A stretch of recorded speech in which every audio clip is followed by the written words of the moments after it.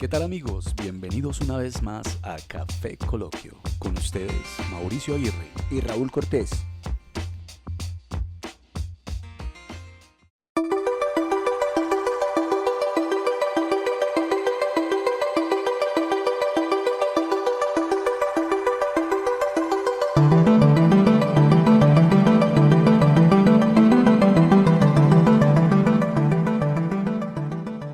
El 31 de marzo de 1999 se estrenó en Estados Unidos The Matrix, conocida como Matrix en Hispanoamérica, la primera entrega de esta trilogía cinematográfica de acción y ciencia ficción. En los primeros minutos del film, Morfeo le propone a Neo elegir entre dos píldoras o pastillas, una azul que le permitía permanecer en esa realidad artificial de la Matrix sin hacerse preguntas, o una roja que abre la posibilidad de descubrir la verdad del mundo, o si se quiere, la creencia de que otro mundo es posible. ¿Qué tal amigos? Bienvenidos a Café Coloquio. ¿Qué tal Raúl? ¿Qué tal Mauricio y oyentes, suscriptores, amigos? Un especial saludo para todos. Claro que sí, un saludo muy especial para todos en cualquier rincón de este mundo o de esta realidad donde nos escuchan. Mauro, decías ahora que ya han pasado 25 años del estreno de esta película, ¿ah? Así es, ahorita cuando socializábamos me sorprendía mucho caer en cuenta de que son ya 25 años y a mí realmente no me parece que fuera tanto. El tiempo va volando, por lo menos en esta realidad. Mauro, estamos hablando de la película, pero ¿cómo te parece que un nuevo estudio reafirma la teoría de que la realidad, todo aquello que nos rodea, puede ser una simulación virtual diseñada por computadora?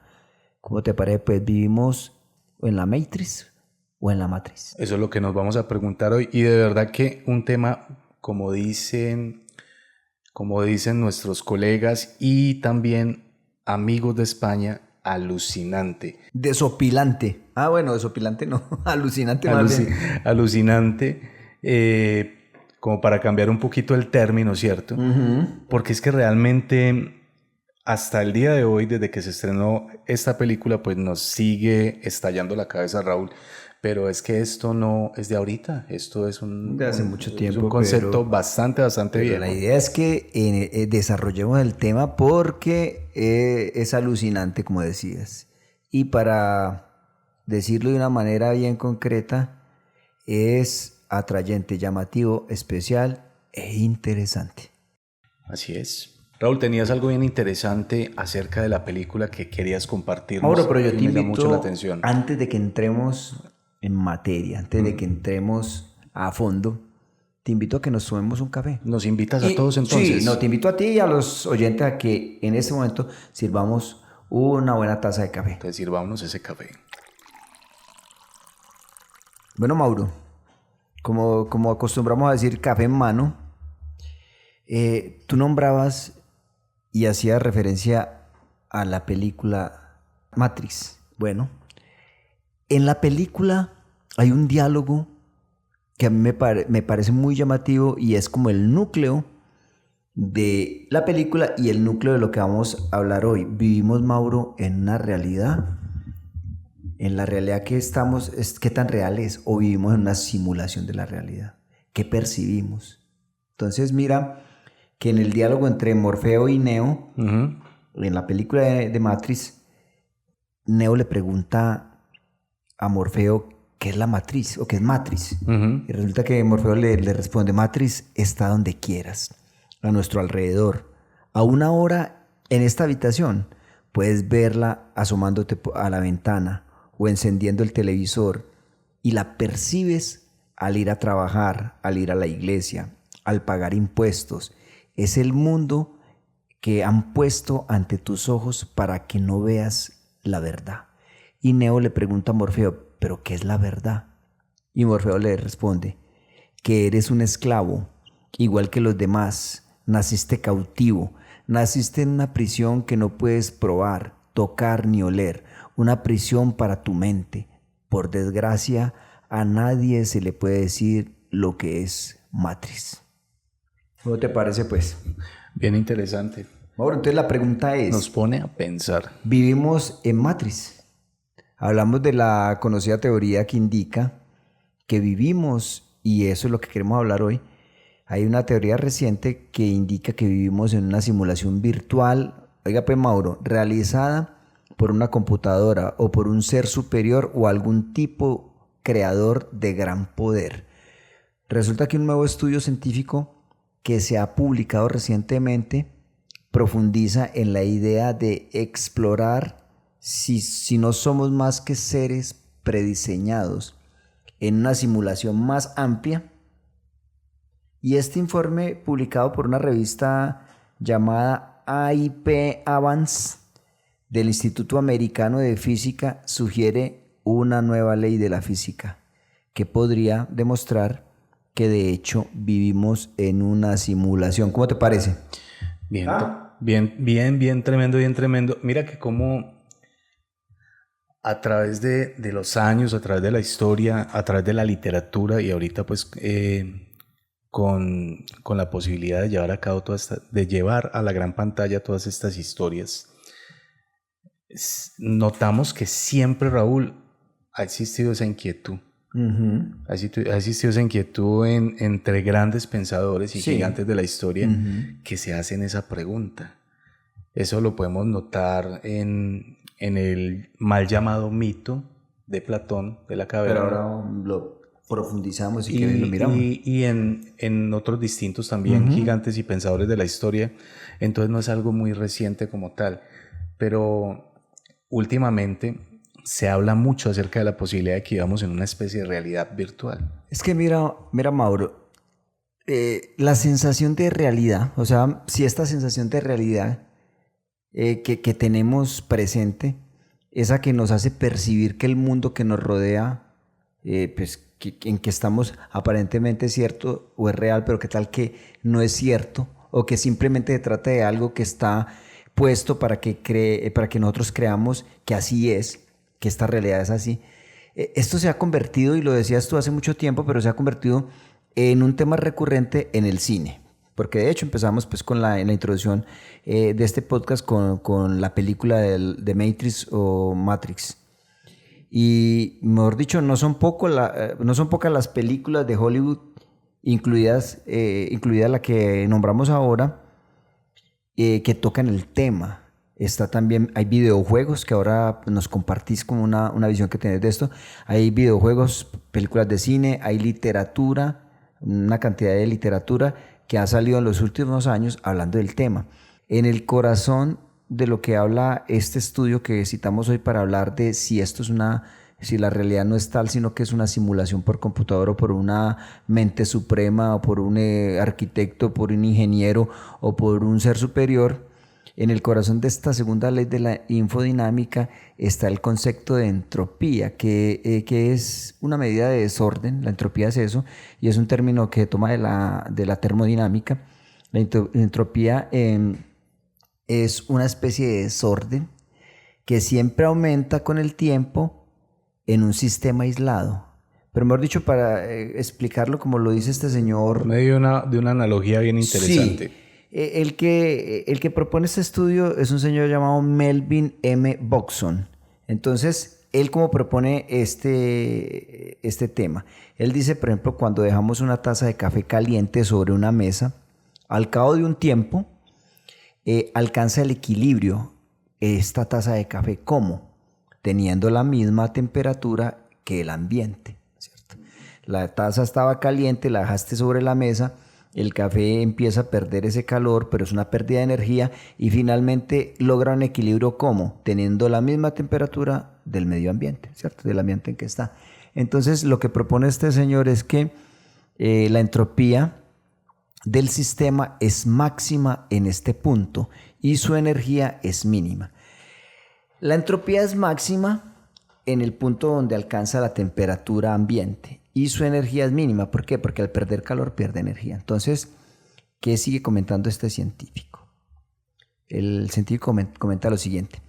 Pese a que hay películas de ciencia ficción que han abordado el tema. Lo cierto es que el germen de este temor, ¿cuál temor? Que vivimos en una simulación, lleva con nosotros mucho antes de que se creara la primera bombilla o de que saliera el primer teléfono inteligente o smartphone. Ahí es donde nos podríamos remontar a varios casos muy antiguos, inclusive, Mauro, un caso más antiguo que el mito de la caverna. ¿Sabes cuál es? Nos vamos a remontar por allá más de 2000 años atrás a Xuan Tzu. ¿Quién era Xuan Tzu? Bien interesante la teoría de Xuan Tzu. Era un filósofo chino. Maestro, taoísta. Y hay una historia muy interesante de Xuan Tzu y el sueño. Resulta que una noche Xuan Tzu soñó que era una mariposa que revoloteaba, que iba de un lugar a otro, contenta consigo misma, ignorante por completo de ser Xuan Tzu. Despertóse a deshora y vio asombrado que era Xuan Tzu. Mas Xuan Tzu había soñado que era una mariposa, o era una mariposa que estaba soñando que era Xuan Tzu. ¿Cuál era la realidad? ¿Cuál es la realidad? ¿Cuál la después ahí? Bien, y estamos hablando de más de 2000 años atrás, porque estamos hablando que era, creo que en el siglo IV después de Cristo, Xuan Tzu habla de... ¿En el siglo IV después de Cristo? Sí, creo que sí. Bueno, entonces nada más de 2000 años. No, que está bien está bien la fe de ratas ahí. Bueno, sí. Pero de todas maneras hace mucho tiempo. Bueno, hace mucho tiempo y ya hablaba de... Pero esta realidad... Qué interesante reflexión sí, la de este señor. Como, ¿esta sí es real lo que vivimos o no? Y yo me lo imagino porque era un maestro taoísta con sus discípulos debatiendo esta teoría de cómo ese señor tal vez tenía... ¿Qué es la realidad? Tenía esa incertidumbre y pensar y hablando con ellos decir, bueno, ¿cuál es la realidad? ¿Soy una mariposa que está soñando que soy Xuan Tzu? ¿O soy Xuan Tzu que está soñando que una mariposa? Xuan Tzu que estoy soñando que soy una mariposa. Vos me hablabas ahora del sueño de Natanael. Sí, porque es que mira, Raúl, que se relaciona y el sueño de Natanael es muy interesante. Es una obra de Gabriel García Márquez. Y mira cómo Natanael se acostaba, entraba en un profundo sueño y dentro de ese sueño volvía a caer nuevamente dormido en otro sueño. O sea, soñaba que estaba soñando. Soñaba que estaba soñando, pero continuaba soñando que estaba soñando. O sea, sueños sobrepuestos. Sueños sobrepuestos y finalmente cuando empieza a devolverse, porque es que Natanael se devolvía. De los sueños. De los sueños. Del sexto al quinto, del quinto al cuarto, del cuarto así. Pero hay un momento en que él no logra despertar y queda perdido en uno de estos... En el segundo, en el tercero, o realmente despertó. O realmente despertó. ¿Qué fue lo que pasó con Natanael? Entonces aquí hablaríamos y podríamos implicarlo con lo que llamamos multiverso. No, y también lo que habla la misma filosofía budista o hinduista, que vimos en una realidad maya, o sea, de pronto una simulación o una realidad falsa. Mira, por ejemplo, esto a mí sí que me estalló la cabeza, que era algo que estaba viendo y se me quedó mucho cuando empecé a investigar acerca del tema que íbamos a tratar. Y pues bueno, nosotros finalmente somos unos rapaces de información, ¿cierto? Porque hay que aclarar que todo lo que nosotros planteamos, pues alguien más se lo preguntó en algún momento antes que nosotros, ¿cierto? Y nos alimentamos pues de todas estas teorías que otras personas ya llegaron a tener en cuenta. Ajá. Y nos despierta también la curiosidad. Pero imagínate esto, Raúl. ¿Has oído hablar acerca de la velocidad de la luz? Sí, claro, 300.000 kilómetros por segundo. Dicen que es 300.000 kilómetros por segundo. No sé cómo carajos hicieron para hacer esa medida, pero pues los físicos y científicos, pues ellos saben cómo hicieron esto, ¿no? Ellos entienden su concepto y su realidad. El asunto es que la velocidad de la luz no puede ser ni mayor ni inferior a 300.000 kilómetros por segundo. Entonces cualquier persona del común que no es científica ni conoce ese tipo de números dirá, ¿y por qué? ¿Por qué no es posible que sea 301 kilómetros o 400 o 1.000.000 de kilómetros? ¿O por qué están tan seguros que es 300.000 kilómetros por segundo? Pues la medida se concreta y se lleva a cabo de la siguiente manera. Cuando se alcanza la velocidad de la luz, imagínate que pasa una vaina bien particular, y es que el tiempo se detiene, se ralentiza, se detiene el tiempo. Sí.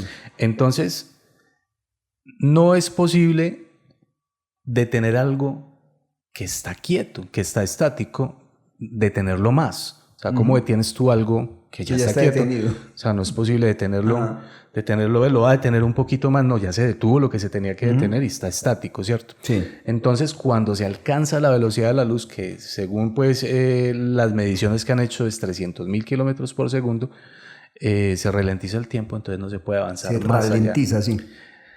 Entonces imagínate la teoría que surge tan interesante. Dicen que probablemente nosotros somos una realidad virtual inventada por una mente superior. Una inteligencia superior. Una inteligencia superior. Entonces imaginémonos lo siguiente. Resulta que es un tipo que es muy teso, como decimos aquí en Colombia, o un nerdo, para este asunto de la programación. Imagínate este ser humano o este ser humano no, sino esta persona o este ser sentado frente a un computador o ordenador, como dicen en otras naciones. Sí. PC. O un PC, y está este señor elaborando en ese computador este juego o esta realidad virtual y creó la realidad como la conocemos, ¿cierto? Nos coloca aquí con unas reglas que él puso, pero dentro de esas reglas nos da libre albedrío, ¿cierto? Y resulta que llegamos a un nivel de desarrollo tal que nosotros mismos nos damos cuenta de nuestra conciencia y empezamos también a crear una realidad virtual, que es lo que se está viendo ahorita. Sí, sí. Estamos hablando de la posibilidad de crear realidades virtuales. De hecho, pues ya hay juegos que son considerados realidad virtual. Ajá. Resulta que se creó una realidad virtual dentro de la realidad virtual que supuestamente es en la que nosotros ya vivimos. Entonces se llega a la conclusión, ¿por qué toca lo del tema de la velocidad de la velocidad de la luz? Se llega a la siguiente conclusión. Bueno, resulta que este ser que tiene un PC, un computador que creó y programó esta realidad virtual, tiene un computador de determinada generación que tiene 4 o 5 núcleos y tiene una velocidad estándar determinada. Esas son las especificaciones del equipo que tiene esa persona que creó esta realidad virtual de nosotros. Ese equipo no se puede actualizar. Ya habrán otras versiones que salieron en el mercado, la realidad de este ser como tal, que sean más veloces. Superiores, pero el PC en el que fue creada nuestra realidad, pues tiene esas especificaciones, sí. Esas especificaciones, y la velocidad que tiene es la que nosotros medimos, que es esa velocidad de 300.000 kilómetros por segundo. Probablemente habrán otros. Bueno, es una analogía. Es una analogía, y es pues como de alguna manera tratar de dar una interpretación a lo que es esta posible realidad virtual. Y ahí es donde yo, Raúl, te pregunto lo siguiente. Ahorita lo debatíamos antes de empezar el podcast. Y es que, ¿qué tan seguros estamos de esta realidad? Porque lo que nosotros percibimos en realidad es una interpretación del cerebro.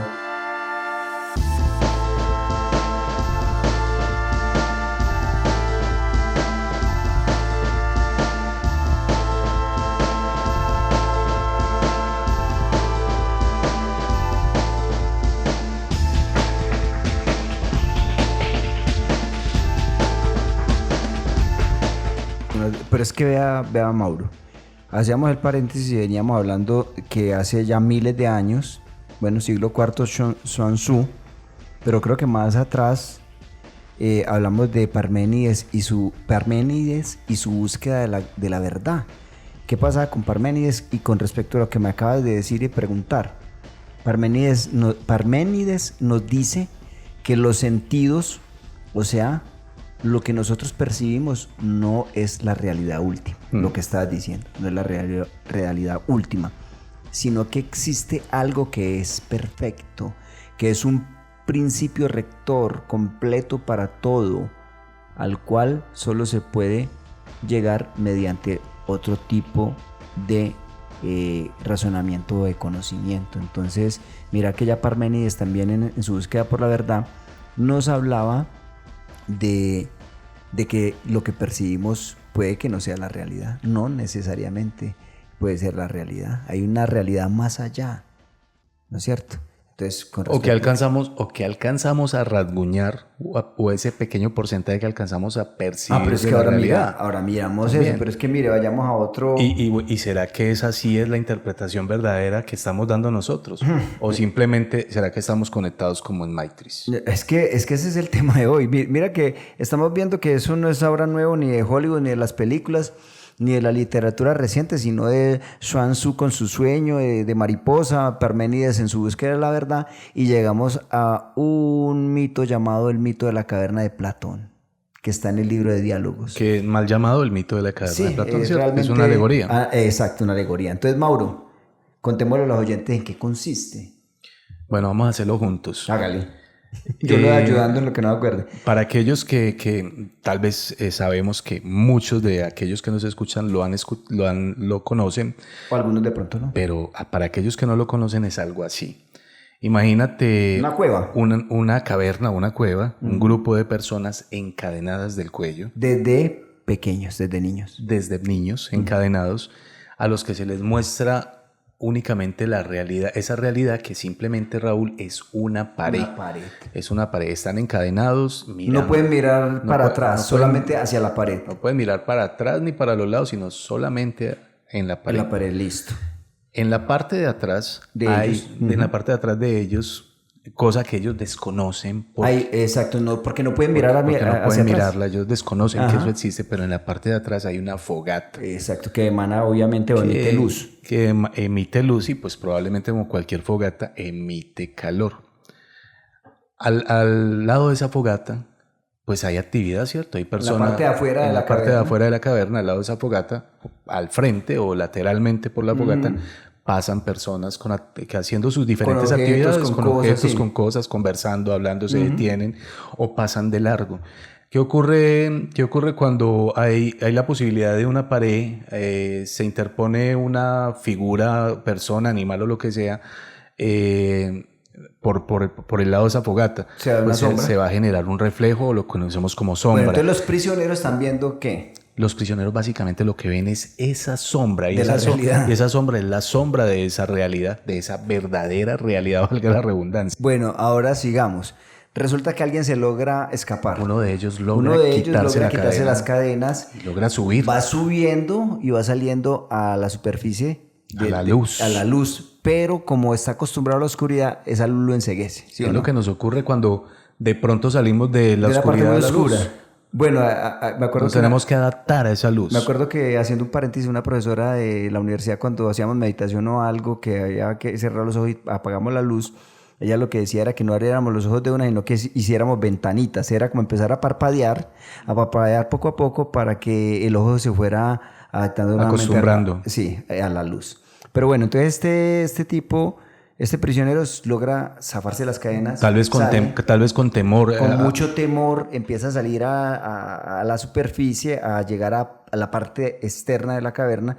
Logra nuevamente adaptarse a la luz, ya no lo enceguece la luz. Pero era muy complejo para él, pues de hecho estamos interpretándolo por medio de la luz, era muy complejo entender esa realidad. Exacto, entender la realidad de la luz, porque entonces alcanza a ver la luz del sol, las estrellas, el cielo, y empieza a ver a la gente distinto con los objetos y con las cosas que pasan. Y resulta que este tipo queda maravillado porque ve que la realidad es otra, entonces se devuelve. Entra nuevamente a la caverna, otra vez se adapta un poco a la oscuridad. Pero es complejo para él nuevamente adaptarse a esa oscuridad. Y explicarles también a los otros que esa no es la realidad, que hay otra realidad. Inclusive los que están ahí acostumbrados, están tan acostumbrados que tratarían inclusive de matarlo para que no los libere y para que no les muestre esa realidad. Algo así. Algo así es más o menos lo que dice el mito de la caverna. Pero mira que... Y mira que realmente es lo que podemos visualizar que pasa, porque cuando una persona nos está ofreciendo una información distinta a la que nos han dado, pues esa persona por lo regular es tildada de loca. Claro, porque nos está mostrando de pronto otra visión de la vida, pero como estamos tan habituados a esas sombras, pues no queremos aceptarlo. Inclusive podemos decir, como estás diciendo, que está loco.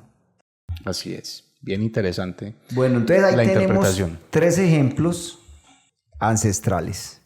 antiquísimos, que ya estaban vislumbrando estas personas que para mí son muy adelantados a la época, estaban vislumbrando algo, y es que posiblemente la realidad que percibimos no es tan real, ¿cierto?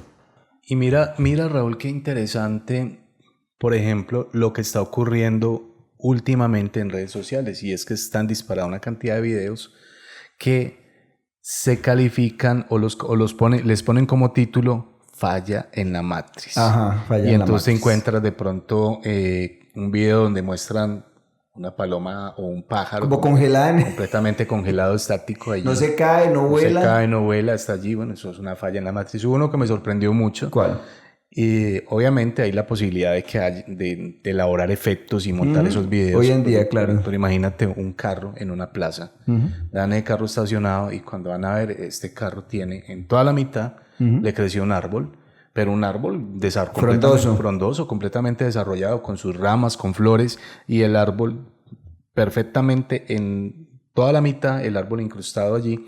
Y pues si fuese así, digamos que creció una ramita, pues el árbol debería estar completamente destruido. Entonces, falla en la matriz. Cada rato salen en las redes este tipo de videos. Y esto pues, como te digo, probablemente pues sean cosas que se inventan, ¿cierto? Sí. Pero sí nos da mucho que pensar. No, y hay muchos videos, hay muchas cosas donde muestran como si esta realidad que percibimos fallara, se parara, se tildara, como decimos nosotros hablando en términos de sistemas de información, y de verdad que lo pone uno a cuestionar, o lo cuestiona uno. Hemos mirado unos ejemplos muy ancestrales, muy antiguos. Estamos mirando este nuevo estudio de este señor de apellido Boxon, y resulta que él dice que la segunda ley de la infodinámica es una ley que él está hablando desde la física cuántica. Él dice que dice lo siguiente, palabras textuales pues, y abro comillas. Mi estudio indica que la segunda ley de la infodinámica parece ser una necesidad cosmológica, o sea, cosmológica. Es universalmente aplicable con inmensas ramificaciones científicas, añadió Boxon. Sabemos, mira lo que dice, sabemos que el universo se está expandiendo sin pérdida o ganancia de calor, lo que requiere que la entropía total, o sea, ese desorden total del universo, sea constante. Pero sabemos por la termodinámica, ahí habla de la termodinámica, Mauro y oyentes, porque el concepto de entropía es de la termodinámica, que quiere decir un desorden. Y hay otro término, Mauro, que no lo tenemos acá, pero lo recuerdo en mi formación profesional, que se habla de, como decíamos acá, entropía, y se habla de negentropía. La entropía es un desorden. ¿Es negentropía o con qué come? Bueno, ¿Qué es eso? La entropía es lo que hablamos ahora del café caliente, que va perdiendo energía, pero se va equilibrando con el entorno, ¿no es cierto? O el ejemplo que yo te ponía ahora cuando hablábamos, ¿cuál es la entropía? Usted tiene su nevera en su casa. ¿Usted la tiene para qué? Para que la nevera enfríe lo que hay dentro. Usted la conecta y a la nevera le entra energía. Energía que empieza a trabajar ¿para qué? Para que el interior de su nevera congele. Pero que si realmente lo que hace es robar calor. Exacto. Pero si usted va a la parte de atrás de la nevera, ¿qué hay? Hay como una resistencia que está ¿qué? Caliente. ¿Eso qué es? Energía que se está perdiendo. Ahí está la entropía, el desorden. De hecho, la gente acostumbra a secar ahí las cosas detrás de la nevera cuando uno le seca de manera natural. Las mamás aquí en Medellín, imagino que en diferentes ciudades de Colombia, mamás muy cariñosas con sus hijos, demasiado tiernas. El hijo lo levantan temprano para que se vaya para el colegio y pues, Medellín es una ciudad fría. Más o menos. En temporada pues, de invierno es fría, ¿cierto? Y sale ese muchacho con ese frío de la ducha y la mamá lo que hacía era que ponía esa camisa detrás de la nevera para que él se la colocara caliente. Bueno, ahí estaba la mamá aprovechando que la entropía. Entonces la entropía es energía que entra para que funcione ese sistema que en este caso es la nevera y está enfriando por dentro, pero está perdiendo energía por detrás a modo de ¿qué? De calor. Eso es entropía. Mauro, negentropía es lo contrario de entropía. Entropía es desorden. La negentropía es el orden nuevamente. Entonces, bueno. Equilibrio. El equilibrio. Entonces, para que no nos desviemos más del tema, Entonces, esto es inevitable. Sí, pero entonces dice este señor, sabemos que el universo se está expandiendo, vuelvo y repito, sin pérdida o ganancia de calor, lo que requiere que la entropía total del universo sea constante. Pero sabemos por la termodinámica que la entropía siempre está en aumento. Siempre está en aumento. Entonces este señor dice o aduce y de la siguiente manera: sostengo que esto muestra que debe haber otra entropía.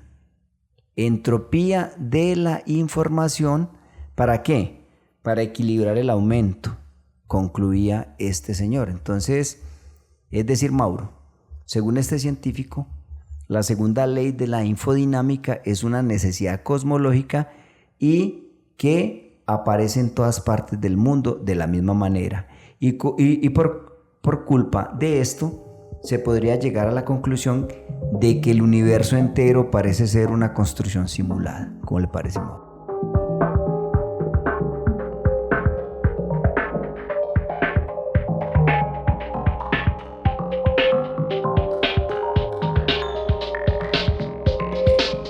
Sabes que cuando nosotros hablamos de este tipo de temas, a uno empieza a volarle la cabeza y empieza a imaginarse una cantidad de cosas, Raúl. Y yo, por ejemplo, aquí recuerdo algo que me quedó sonando mucho en un capítulo de esta serie animada Futurama. Del productor de Los Simpsons. Del mismo productor de Los Simpsons. Hay Mark Groening. hay un episodio en el que el profesor, él tiene un hijo. Y pues lo clona de una de sus verrugas, dice en la caricatura, sí. ¿Cierto? Bueno, este muchacho crece en la caricatura y pues hay un momento donde hay que rescatar al profesor. El hijo del profesor recuerda conversaciones que tuvo con él. Y en unas conversaciones estaban hablando de algo. El hijo también claramente era un genio como el profesor y este muchacho le dice, pero es que lo que me estás planteando es imposible. Y el profe le dice, no. Recuerda lo siguiente, si te lo puedes imaginar, es posible. Y yo ahí veo como pequeñas pinceladas que llegan de pronto, que logran atrapar nuestra mente de la verdadera realidad. ¿Y por qué yo traigo a colación este tema en este momento? Porque hace un momento, cuando estábamos socializando, me hablabas de una cosa muy interesante, Raúl, y era de que nosotros percibimos solamente el 4% de la información. Mauro, según los científicos... La realidad es la cosa. Sí, según los científicos nos dicen que apenas nos es accesible un 4% de la realidad. ¿Cómo te parece? Un 4% de la realidad. A su vez, desde la neurobiología, se estima que la cantidad de información que llega al cerebro proviene de los órganos de los sentidos. ¿No es cierto? Que proviene de los órganos de los sentidos es, oiga pues... es de 11 millones de bits por segundo, pero la capacidad de información de nuestra mente consciente no sobrepasa los 45 bits por segundo. Sí, queda claro, la cantidad de información que llega al cerebro proviene de los órganos de los sentidos, ¿no es cierto?, que tenemos los seres humanos, y es de 11 millones de bits por segundo. Pero la capacidad de información de nuestra mente consciente no sobrepasa los 45 bits por segundo, imagínate. Bien interesante. 11 millones y solamente... Bien interesante, como para hacer aquí un paréntesis, Raúl, de lo que acabas de decir, es de nuestra mente consciente. De nuestra mente consciente, exacto.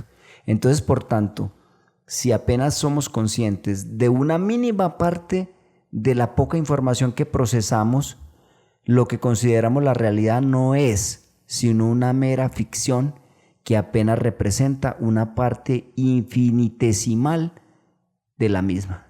¿Cómo le parece, pues? Estamos hablando aquí en términos científicos. Algo bien loco, ¿no? O sea que no está muy descabellada esta teoría de que podemos estar viendo en una simulación. ¿Vos qué pensás? Hombre, ve, hace muchos años, en el 2002, y aquí le recomendamos a la gente libros, películas, videos, documentales.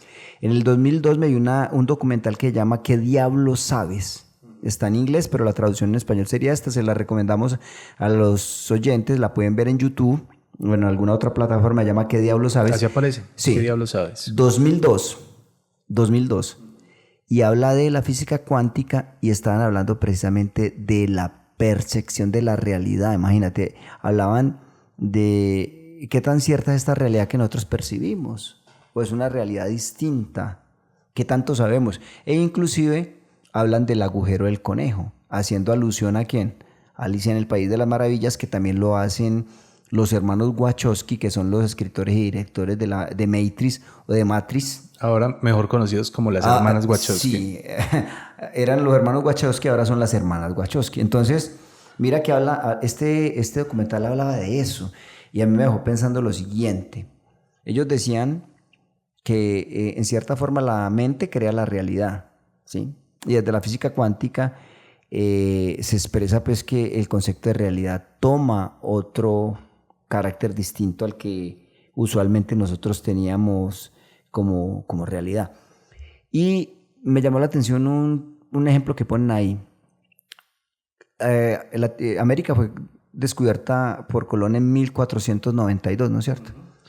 Ellos dicen, suponga que unos indígenas están en la playa para la época de que llega Cristóbal Colón. Ellos no saben que es un barco porque no conocen barcos, no conocen caballos, no conocen nada.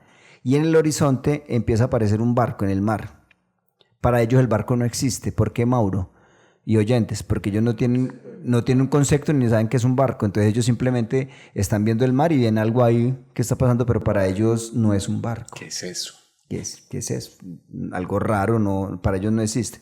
La cosa es que desde el 2002 que yo vi ese documental, pues hombre, me puso a pensar mucho.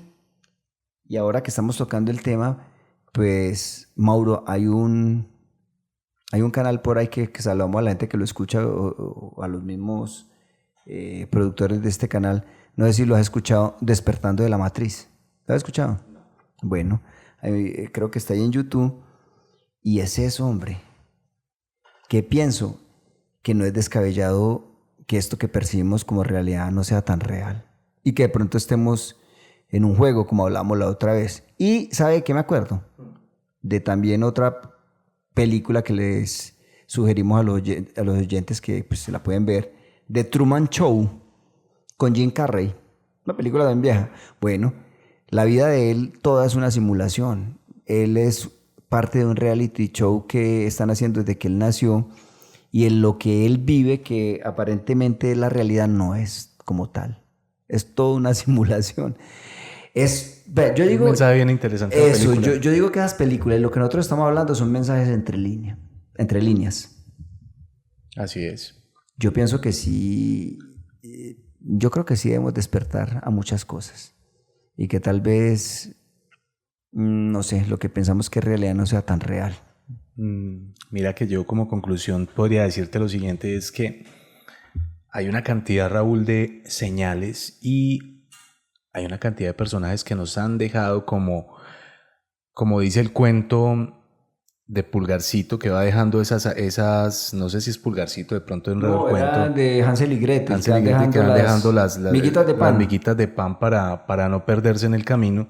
Pues hay una cantidad de personajes que nos han dejado también esas migas o esas señas dándonos como ideas de lo que ellos han descubierto. Hay un científico mexicano, se me escapa el nombre de este señor, que por cierto se perdió, o sea, el tipo desapareció. Jacobo Grinberg. Jacobo Grinberg. Un tipo con una teoría bien interesante, y tenemos ahí también la posibilidad, o tenemos ahí en la repisa un episodio dedicado a este señor. Pero como este señor, hay una cantidad de personas que nos han dejado esas señales, esas miguitas de que nosotros tenemos que despertar no sé si a otra realidad, pero sí a descubrir cosas que desconocemos y que no estamos mirando. Yo tengo que confesar que soy un seguidor desde hace muchos años del trabajo de un periodista español conocido o que se llama Iker Jiménez, y que tiene un programa que se llama Cuarto Milenio. Uh-huh. Aquí tocan temas muy interesantes, y el último episodio que yo escuché, él tiene pues invitados, muy buenos invitados. Un señor científico, les quedo viendo el nombre, habla de algo muy interesante, Raúl, y es que cada día se van descubriendo cosas distintas y se van desplomando teorías. Se hablaba de la cantidad de años que tiene el universo. Y resulta que esos años pueden ser más o pueden ser menos. Ujú. Y este señor hacía un ejemplo muy interesante cuando hablaba con Iker y le decía, imagínate lo siguiente, Iker. Te dicen que vayas al hospital, a la sala de maternidad, para que conozcas el recién nacido de un hermano, una hermana o de tu amigo. Ujú. Y pues tú vas en tu mente vas pensando en que vas a ir a conocer a un recién nacido. Ujú. Y cuando te presentan el recién nacido, te encuentras con un tipo de 1,90, barbado y con pelo en el pecho, vestido pues ya, Ujú. y dice, ¿qué está pasando acá? Pues no venía a conocer a un recién nacido. Entonces, esta es una de los descubrimientos que se ha hecho últimamente, que el universo no es tan jovencito como lo pensamos, sino que tal vez es mucho más viejo. Más antiguo. Entonces, cada día se van, como te digo, revelando información nueva, se van desplomando teorías y algo para que quede ahí en el aire y te lo tiro pues como para que lo analices. Algo bien interesante es que durante varios siglos nosotros estuvimos andando en carruajes jalados por caballos. Ujú. Y de un momento a otro, en cuestión de unas pocas décadas, pasamos de los caballos a motores impulsados por combustible fósil O energías. o energía, en este caso actual. Ujú. Y mira ya dónde vamos, ya llegamos a la Luna, se han mandado expediciones a Marte no tripuladas. Ujú. Y hay un tipo con mucho dinero actualmente que pretende hacer una colonia en Marte. Ujú. Vamos a la velocidad de la luz, a pasos agigantados. Raúl, llegamos al final de este episodio. Quisiera recordarles a nuestros oyentes que nuestro correo electrónico es kfecoloquio@gmail.com. Que no olviden suscribirse, no olviden darle a me gusta. Eso nos ayuda mucho, Raúl, cuando le dan me gusta, porque el sistema de YouTube como tal, siempre se me olvida el nombre que le dan a esto, es bueno, lo que Algoritmo o algoritmo. el algoritmo de YouTube nos tiene más en cuenta cuando Nos sugiere, claro. cuando nuestro producto, cuando lo que les ofrecemos a ustedes tiene más me gustas, entonces eso ayuda a que llegue a más personas, a que el algoritmo lo muestre más. Y bueno, no olviden que estamos muy atentos a ese correo electrónico, estamos atentos a sugerencias, a temas que ustedes quieran que quieran que nosotros expongamos acá en el podcast. Raúl, nos escuchamos en un próximo episodio. Mauro y oyentes, hasta la próxima. Hasta pronto.